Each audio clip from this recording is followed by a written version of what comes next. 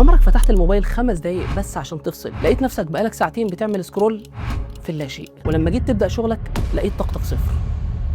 بص يا صديقي العزيز، الامتع انك تسيب نفسك لدوامه السكرول والريلز اللي ما بتخلصش، بس الانفع انك تفهم انت بتعمل ايه في دماغك. بص يا صديقي العزيز، السكرول اللي انت بتعمله مره فيديو فرح، مره فيديو رقص، مره حزن يقطع القلب، بعده ايه قرانيه، بعده اغنيه وترند معروف. عارف الكوكتيل ده بيعمل ايه في دماغك؟ الدراسات في علم النفس العصبي بتقول ان التنقل السريع بين المشاعر ده بيعمل حاجه اسمها كوجنيتيف اوفرلود، العبء المعرفي. في الوقت ده دماغك بتفرز هرمون الدوبامين بشكل عشوائي جدا، وبتستنزف كل طاقتك في اللي انت بتعمله. عشان كده لما بتقفل الموبايل وتروح تشوف تاسكاتك او شغلك او بتشوف الكورس اللي انت بتطور نفسك فيه، بتلاقي نفسك زهقان ومطفي ومش قادر تعمل اي حاجه خالص. يا صديقي العزيز، الموبايل ده اختراع جاي عشان يسهل حياتنا، والسوشيال ميديا جايه عشان تقرب المسافات ونعرض عليها شغلنا وخدماتنا ونبني عليها البراند بتاعنا، مش عشان احنا السلعه اللي المنصات بتسرق عمرها ووقتها. عايز تكمل في السكرول اللانهائي وتضيع ساعات عمرك كل يوم؟